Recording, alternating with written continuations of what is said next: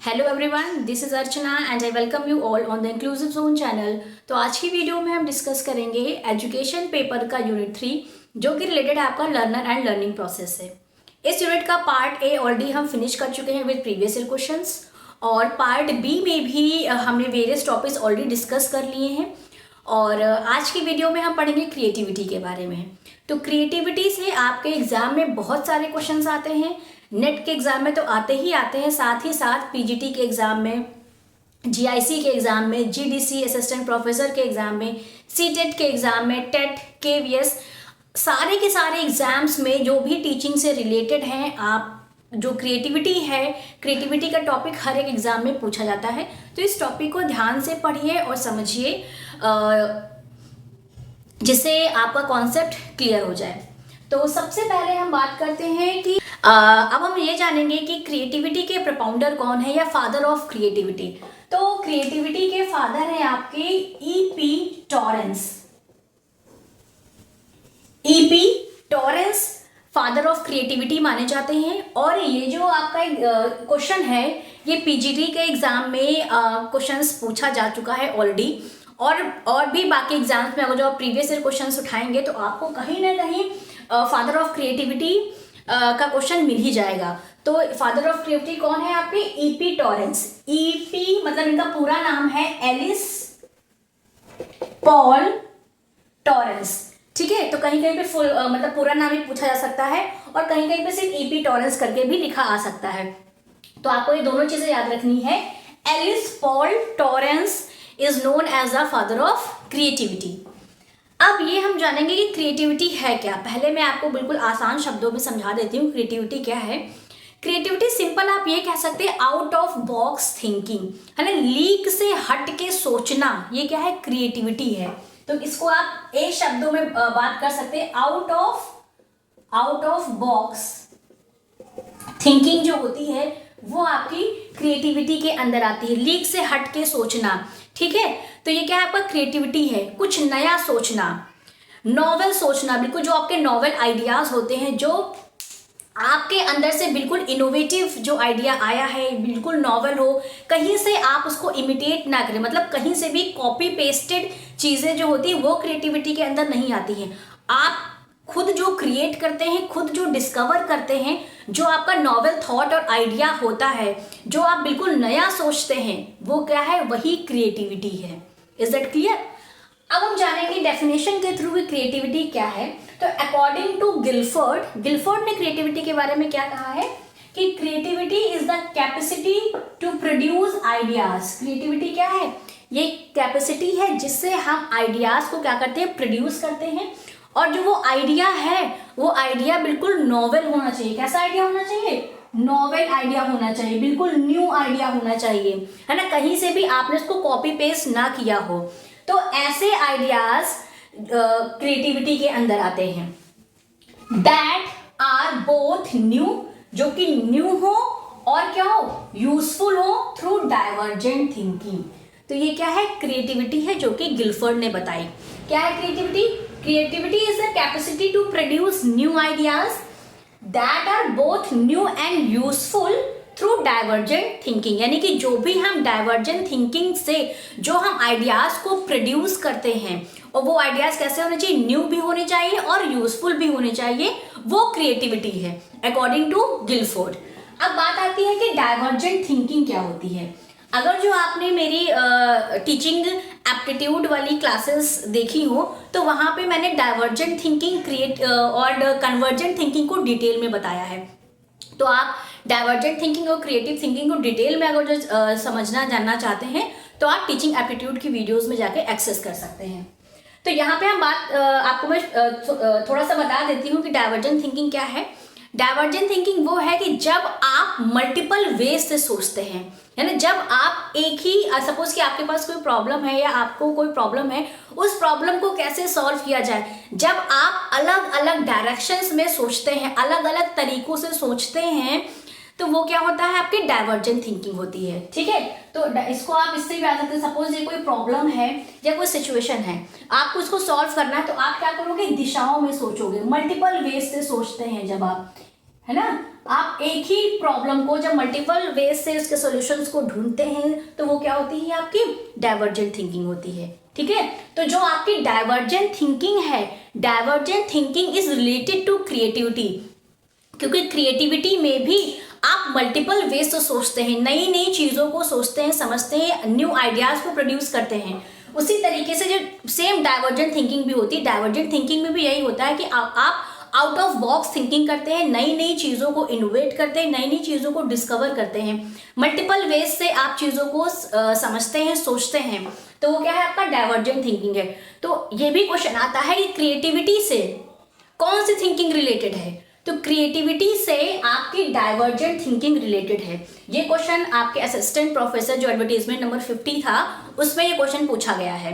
तो आपको यह भी याद रखना है कि creativity is related to divergent thinking.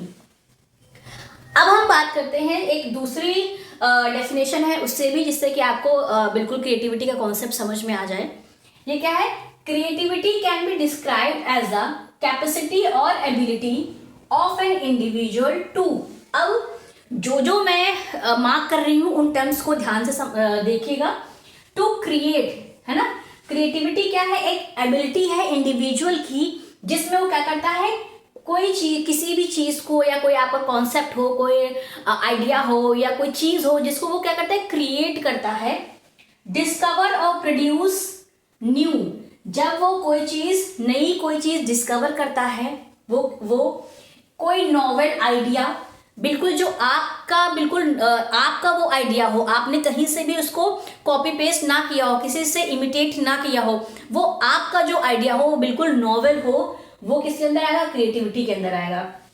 Including rearrangement और reshaping of what is already known to him, यानी क्रिएटिविटी क्या है, क्रिएटिविटी कैपेसिटी या एबिलिटी है एक इंडिविजुअल की, जिससे वो क्या करता है, किसी चीज को क्रिएट करता है, कोई नई चीज डिस्कवर करता है या प्रोड्यूस करता है, कोई नॉवेल आइडिया है। ठीक है, ये क्या है, क्रिएटिविटी है। इसी के साथ अगर जो चीजें उसको पहले से पता है ना, वो कोई कॉन्सेप्ट भी हो सकता है, कोई चीज भी हो सकती है, कोई इन्वेंशन भी हो सकता है, जिससे जो उसकी प्रीवियस नॉलेज है उस प्रीवियस नॉलेज को वो रीअरेंज करता है, रीशेप करता है और फिर उसमें एक नई चीज ढूंढ के लेके आता है, वो भी क्या है, क्रिएटिविटी के अंदर ही आता है। Is that clear? अब अगर जो इन दोनों डेफिनेशंस को ध्यान में रखें और अब हम अगर जो क्रिएटिविटी की बात करें तो हम क्या कहेंगे, क्रिएटिविटी क्या है, क्रिएटिविटी एक टैलेंट है। ठीक है, इसको अगर समराइज फॉर्म में बात करें तो क्या है, क्रिएटिविटी एक टैलेंट है, क्रिएटिविटी एक प्रोसेस है। अब क्रिएटिविटी प्रोसेस क्यों है, क्योंकि क्रिएटिविटी जब आप कोई चीज सोचते हैं, है ना, आप उसको एग्जीक्यूट करते हैं, तो उसमें भी एक प्रोसेस चलता है, एक प्रोसेस के थ्रू ही क्रिएटिविटी आती है। तो इसीलिए क्रिएटिविटी क्या है, एक प्रोसेस है, एक टैलेंट है। फिर क्या है, as a novel idea, creativity क्या है, एक नॉवेल आइडिया है। क्रिएटिविटी इज न्यू थिंकिंग, कुछ नया सोचना भी क्या है, क्रिएटिविटी है। फिर क्या है, capacity to solve problems, problems को सॉल्व करना भी किसके अंदर आता है, क्रिएटिविटी के अंदर आता है। तो ये है क्रिएटिविटी का कॉन्सेप्ट। आई होप आपको कॉन्सेप्ट ऑफ क्रिएटिविटी क्या है ये आसानी से समझ में आया होगा। अगर जो ना समझ में आया हो तो आप बेझिझक कमेंट सेक्शन में या टेलीग्राम चैनल पे पूछ सकते हैं अपनी क्वेरी को।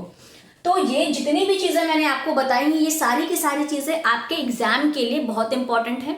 अगर जो आप प्रीवियस ईयर क्वेश्चंस उठा के देखें तो कहीं ना कहीं आपको कुछ ना कुछ क्रिएटिविटी से रिलेटेड जो भी मैंने आपको की टर्म्स बताए हैं, ये कहीं ना कहीं आपको देखने को मिल जाएंगे। इन्हीं की टर्म्स से आप समझ जाएंगे कि ये क्वेश्चन जो आया है ये क्रिएटिविटी से आया है। अब हम बात करेंगे कि जो क्रिएटिविटी का क्या प्रोसेस है, तो प्रोसेस ऑफ क्रिएटिविटी, प्रोसेस से भी आपके एग्जाम में बहुत बार क्वेश्चन आया है, आपको सीक्वेंस में लगाने के लिए आता है कि क्रिएटिविटी का क्या प्रोसेस। तो जो आपका प्रोसेस ऑफ क्रिएटिविटी है ये दिया था वॉलेस ने, गिवन बाय वॉलेस, क्योंकि क्रिएटिविटी से रिलेटेड बहुत सारे साइकोलॉजिस्ट हैं, तो उसी में से एक वॉलेस हैं जिन्होंने कि प्रोसेस ऑफ क्रिएटिविटी के बारे में बात की और इन्होंने टोटल 4 स्टेजेस बताई क्रिएटिविटी की। अब ये जो टोटल 4 स्टेजेस हैं ये आपको सीक्वेंस में याद रखना है। तो पहली स्टेज है आपकी प्रिपरेशन, दूसरी स्टेज है आपकी इनक्यूबेशन, तीसरी स्टेज है आपकी एल्यूमिनेशन एल्यूमिनेशन को कहीं कहीं पे आपको इंस्पिरेशन भी लिखा मिल सकता है, तो ये दोनों टर्म याद रखिएगा, एल्यूमिनेशन और इंस्पिरेशन। तीसरा टर्म है आपका चौथा टर्म है आपका वेरिफिकेशन। वेरिफिकेशन को कहीं कहीं पे आपको रिवीजन लिखा भी मिल सकता है, और रिवीजन, ठीक है। तो बेसिकली आपको इनके दो टर्म्स हैं तो याद रखने हैं। सिंपल सा आपको याद रखना है कि क्रिएटिविटी का क्या प्रोसेस है। पहला है प्रिपरेशन, इंक्यूबेशन, थर्ड है आपका एल्यूमिनेशन और चौथा है वेरिफिकेशन। आपको इसी सीक्वेंस में इनके स्टेजेस को याद रखना है। अब हम समझ लेते हैं कि इसके अंदर क्या क्या चीजें होती हैं। तो प्रिपरेशन क्या है कि सपोज कोई भी प्रॉब्लम है, कोई किसी भी प्रॉब्लम को आपको सॉल्व करना है, तो उस प्रॉब्लम से रिलेटेड आप जो रेलिवेंट एक्सपीरियंसेस हैं या जो आइडियाज हैं, आप उनको एनालाइज करते हैं। जो भी इंफॉर्मेशन है आप उसको क्या करते हैं, कलेक्ट करते हैं। तो ये किसके अंदर आता है, प्रिपरेशन के अंदर आता है ना, कि जब भी कोई प्रॉब्लम हो तो उस प्रॉब्लम को कैसे सॉल्व करना है, या कोई भी कॉन्सेप्ट है आपको उस कॉन्सेप्ट को कैसे एग्जीक्यूट करना है, तो आप सबसे पहले क्या करते हैं, प्रिपरेशन करते हैं। कुछ भी काम करने से पहले हम क्या करते हैं, उसकी प्रिपरेशन करते हैं। वैसे ही क्रिएटिविटी के अंदर भी होता है कि सबसे पहले क्या आती है, प्रिपरेशन आती है। अब यहाँ पे क्या लिखा है, द प्लान ऑफ एक्शन। ये क्या, प्रिपरेशन के अंदर हम एक प्लान ऑफ एक्शन को तैयार करते हैं। Is formulated bye means of collecting and analysing the information. ठीक है, तो जो भी प्रॉब्लम है उस प्रॉब्लम से रिलेटेड एक प्लान ऑफ एक्शन हम तैयार करते हैं। उसी से रिलेटेड हम क्या करते हैं, इंफॉर्मेशन को कलेक्ट करते हैं, इंफॉर्मेशन को एनालाइज करते हैं। ये आपके फर्स्ट स्टेज में आता है, जो कि क्या है, प्रिपरेशन की स्टेज है। दूसरी स्टेज है आपकी इंक्यूबेशन। इंक्यूबेशन क्या होता है, period of rest when there is no obvious activity and progress. Incubation में क्या था, सपोज कि आपने भी देखा होगा कि आपके पास कोई प्रॉब्लम, वो प्रॉब्लम कोई भी हो सकती है, आपकी किसी भी सब्जेक्ट से रिलेटेड हो सकती है, किसी भी कॉन्सेप्ट से रिलेटेड हो सकती है, किसी इनोवेशन या डिस्कवरी से भी रिलेटेड हो सकती है। ठीक है, तो अब कभी कभी क्या होता है कि हम बहुत सारी चीज़ें इकट्ठी कर लेते हैं, प्लान्स हमने बना लिए, इन्फॉर्मेशन को हमने एनालाइज कर लिया, इन्फॉर्मेशन को हमने समझ लिया, सब कुछ कर लिया, लेकिन कभी कभी क्या होता है कि हमें उस प्रॉब्लम को सॉल्व करने के आइडियाज़ नहीं आ रहे होते हैं कि इस प्रॉब्लम को किस तरीके से सॉल्व किया जाए। ठीक है, तो हम क्या करते हैं, बहुत थिंक करते रहते हैं। तो वो जो स्टेज आती है इंक्यूबेशन वाली, एक वो रेस्ट की स्टेज होती है, जहाँ पे जो भी आपकी एक्टिविटी या प्रोग्रेस है वो एक रेस्ट मोड पे होती है। कहीं ना कहीं आप अनकॉन्शियस माइंड में उस प्रॉब्लम को सोचते रहते हैं, ठीक है, लेकिन वो किस पोजीशन में होती है, एक रेस्ट की पोजीशन में होती है। ये क्या होता है, आपका इंक्यूबेशन होता है। Incubation is period of rest when there is no obvious activity and progress. अब हम बात करते हैं एल्यूमिनेशन की। एल्यूमिनेशन क्या है, हम ऐसे याद रख सकते हैं, दिमाग की बत्ती जलना। ठीक है, यहाँ पे इंक्यूबेशन में क्या है, जो आपकी दिमाग की बत्ती है वो बुझी हुई है। एल्यूमिनेशन स्टेज में क्या होता है कि जो आपकी दिमाग की बत्ती है वो जल जाती है। तो यहाँ पे क्या है, आपको जो भी प्रॉब्लम आपको सॉल्व करनी है, इस प्रॉब्लम से रिलेटेड आपके माइंड में जब एक सडन आइडिया आ जाता है, अरे वाह, इस प्रॉब्लम को हम इस तरीके से सॉल्व कर सकते हैं, तो जो एक सडन आइडिया होता है वो किसके अंदर आता है, आपका एल्यूमिनेशन के अंदर आता है। सडन आइडिया अकर थ्रू इनसाइट। ठीक है, जैसे कि आपने आर्किमिडीज का लॉ सुना होगा कि तो उनको जो आइडिया आया था वो बाथटब में आया था। ठीक है, तो ऐसे ही क्या है कि वो नहा रहे थे, उनके माइंड में एक सडन आइडिया आया कि इस लॉ को हम इस तरीके से सॉल्व कर सकते हैं। ठीक है, तो वो क्या है, वो एल्यूमिनेशन की स्टेज है ना। तो ऐसे ही सपोज कि आप कोई मैथ्स का क्वेश्चन सॉल्व कर रहे हैं और आपको नहीं समझ में आ रहा है कि इस क्वेश्चन को हम किस तरीके से सॉल्व करें। ठीक है, तो कभी कभी क्या होता है, अचानक हम बैठे होते हैं और हमारे दिमाग में आइडिया आता है, अरे इस चीज़ को हम इस तरीके से सॉल्व कर सकते हैं। तो वो जो आपका सडन इंसाइट होता है ना, सडन आइडिया जो आपके माइंड में आता है, वो क्या होता है, एल्यूमिनेशन होता है। ठीक है, तो illumination is your third stage.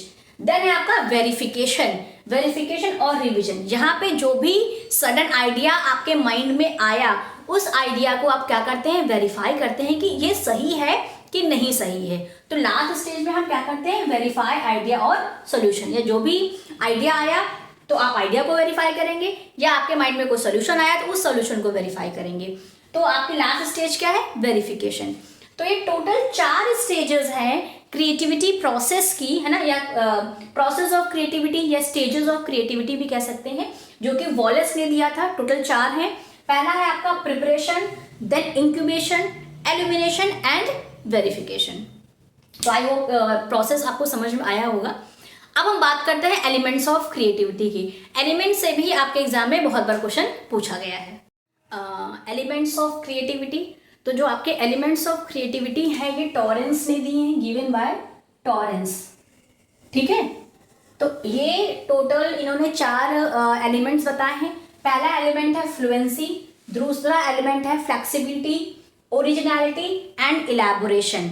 ठीक है, अब यहाँ पे फ्लुएंसी क्या है? फ्लुएंसी का मतलब है कि नंबर ऑफ आइडियाज, यानी कि अगर जो आप कोई किसी भी प्रॉब्लम को सॉल्व कर रहे हैं तो जो आपके माइंड में जो आइडियाज आते हैं, है ना, एक फ्लुएंसी, बहुत लगातार आपके माइंड में आइडियाज आए जा रहे हैं, है ना। आप कह सकते हैं जो ब्रेन स्टॉर्मिंग होती है, ये क्या है, आप एक तरीके से समझ सकते हैं ब्रेन स्टॉर्मिंग। जो आपके माइंड में फ्लुएंसी ऑफ आइडियाज हैं वो क्या है आपका, वो एक एलिमेंट है क्रिएटिविटी का, जो कि है आपकी फ्लुएंसी। जो आपके माइंड में जो लगातार जो आइडियाज आते रहते हैं फ्रीक्वेंटली, वो आपका फ्लुएंसी के अंदर आता है। देन आपका फ्लेक्सिबिलिटी। फ्लेक्सिबिलिटी का मतलब ये है कि जो भी आप कॉन्सेप्ट या जो भी कोई कॉन्सेप्ट है या कोई आप इनोवेशन कर रहे हैं या किसी भी आइडिया को आप प्रोड्यूस कर रहे हैं, तो जो आपके सपोज जो भी ओल्ड चीज़ें हैं, न्यू चीज़ों को एक्सेप्ट करना, नई नई चीज़ों को सीखना, तो जो आपके अंदर क्या होनी चाहिए, फ्लेक्सिबिलिटी होनी चाहिए चीज़ों को नए सिरे से सीखने के लिए। आपको रिजिड नहीं होना चाहिए। तो क्रिएटिविटी यही कहती है कि क्रिएटिविटी क्या है, इसके अंदर फ्लुएंसी होनी चाहिए और क्या होना चाहिए, फ्लेक्सिबिलिटी होनी चाहिए। क्रिएटिविटी ये नहीं कहती कि आप रिजिड रहो, जो भी क्रिएटिव होगा उसके अंदर फ्लुएंसी भी पाई जाएगी और उसके अंदर फ्लेक्सिबिलिटी भी पाई जाएगी। वो हमेशा नई नई चीज़ों को सीखने के लिए रेडी रहेगा। जो भी पुरानी चीज़ें हैं उन पुरानी चीज़ों को तो वो सीखेगा, साथ ही साथ जो नई नई चीज़ें आ रही हैं उनको भी वो सीखने के लिए रेडी रहेगा। तो क्रिएटिविटी के अंदर आपकी फ्लुएंसी भी होनी चाहिए और फ्लेक्सिबिलिटी भी होनी चाहिए। देन है ओरिजिनलिटी, जो कि हमने पीछे भी डिस्कस किया कि जो आपके नॉवेल आइडियाज हैं, जो आपके नॉवेल थिंकिंग है, न्यू जो आइडियाज हैं वो बिल्कुल ओरिजिनल होने चाहिए। ठीक है, देन है आपका इलैबोरेशन। इलैबोरेशन क्या है कि जो भी चीज़ें आप सीख रहे हैं उनको आप इलैबोरेट भी कर पाए। जो भी आपके आइडियाज है आपको उसको इलैबोरेशन का भी आना चाहिए। तो ये टोटल 4 एलिमेंट्स हैं आपके क्रिएटिविटी के, जो कि टॉरेंस ने दिए हैं। ये जो 4 एलिमेंट्स हैं ये आपके जीआईसी के एग्जाम में एज इट इज पूछे गए थे कि ये आपको चारों दे दिए गए थे और ऑड और इवन के फॉर्म में क्वेश्चन आया था कि कौन सा क्रिएटिविटी का एलिमेंट है और कौन सा क्रिएटिविटी का एलिमेंट नहीं है। तो आपके लिए जितना प्रोसेस इंपॉर्टेंट है क्रिएटिविटी का, उतना ही आपके लिए एलिमेंट्स भी इंपॉर्टेंट हैं। तो अब हम बात करेंगे कि जो relationship between intelligence and creativity और इंटेलिजेंस के बीच में क्या डिफरेंस है। तो जो आपका जो इंटेलिजेंस है, ठीक है, इंटेलिजेंस और क्रिएटिविटी के बीच में क्या रिलेशनशिप है, तो ये कह सकते हैं कि जो कोई पर्सन या इंडिविजुअल या बच्चा अगर जो वो इंटेलिजेंट है तो ज़रूरी नहीं है कि वो क्रिएटिव हो, है ना। कि जो इंटेलिजेंट पर्सन है ज़रूरी नहीं है कि वो क्रिएटिव हो। ठीक है, ये आपको याद रखना है। लेकिन क्रिएटिविटी के लिए इंटेलिजेंस ज़रूरी होती है, यानी कि जो बच्चा या जो इंडिविजुअल क्रिएटिव है तो वो इंटेलिजेंट भी होगा, लेकिन ये ज़रूरी नहीं है कि जो इंटेलिजेंट है वो क्रिएटिव भी हो। ठीक है, तो ये आपको ये रिलेशनशिप याद रखना है। यहाँ से भी बहुत सारे क्वेश्चंस आते हैं।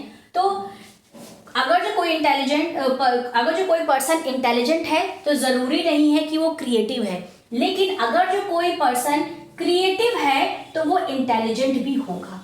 Is that clear? तो जो आपका क्रिएटिविटी और इंटेलिजेंस के बीच में एक पॉजिटिव रिलेशन पाया जाता है। ठीक है, क्रिएटिव इंटेलिजेंस एंड क्रिएटिविटी के बीच में कैसा रिलेशनशिप है, पॉजिटिव रिलेशनशिप पाया जाता है।